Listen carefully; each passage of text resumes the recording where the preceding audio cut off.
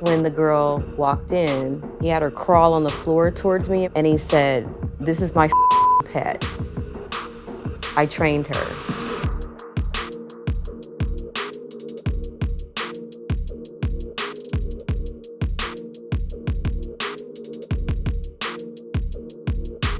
I've tried for weeks to speak to one of his former girlfriends to find out if any of the allegations are true.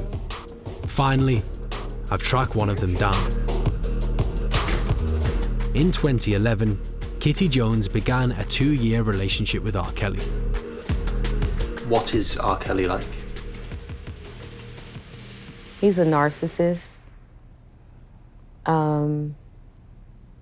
He's very abusive, physically, mentally, verbally.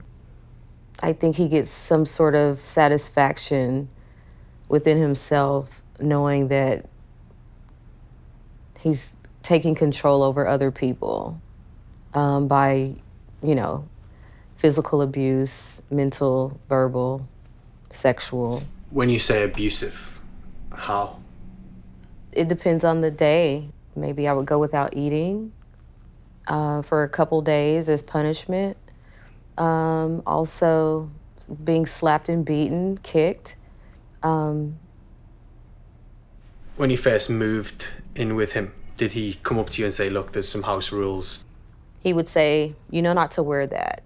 Have on your sweatpants, go change your clothes, because that was my wardrobe, sweatpants. Loose, where they're, this will get me probably slapped, because it's fitted. Honestly? Yeah, not to wear that type of shit, stuff like that. Later, when I was introduced to one of the girls that he told me he trained, and since she was 14, those were his words. I saw that she was dressed like me, that she was saying the things that I would say, and her mannerisms were like mine. That's when it clicked in my head that he had been grooming me to become one of his pets, that he calls them his pets. What was the first time that he said, I want to have sex with you, and I also want this other woman to be here and for you to do things with her? He texted me, I was in my designated room, and he said, come to daddy. And I went in, and then he was already like nude from the waist down and masturbating. And then, he proceeded to tell me, to undress. And then I sat in the chair and he started recording me. He would record everything that we did at this point. And then that's when the girl walked in. He had her crawl on the floor towards me and perform oral sex on me. And he said, "This is my fucking pet. I trained her. She's gonna teach you how to be with me." Oh my God. Yes. How many times do you think he forced you to have sex with people you didn't want to have sex with? I would say more than 10. Yeah. It genuinely sounds like you're describing some kind of sex dungeon. You know what I mean? You can't leave your room. You're forced to have sex with him and other people. It was. Could you have said no? I had just became so numb to my circumstances and my surroundings. I had to pick, like, okay, am I gonna get beat this day or not have my phone, or am I gonna go without food for 2 to 3 days? Why do you think he's like this?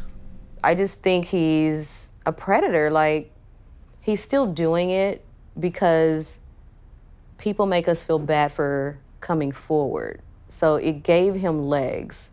It made him more arrogant. It makes you feel like as a Black woman, your voice doesn't matter.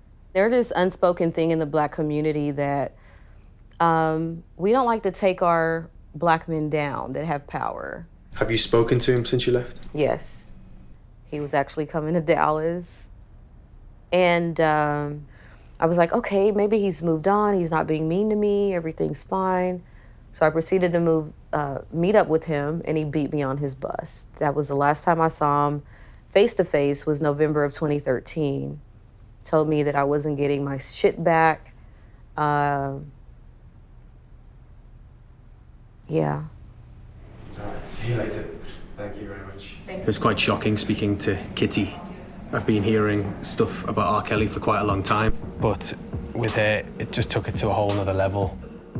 Kitty has written a book about her relationship with R. Kelly.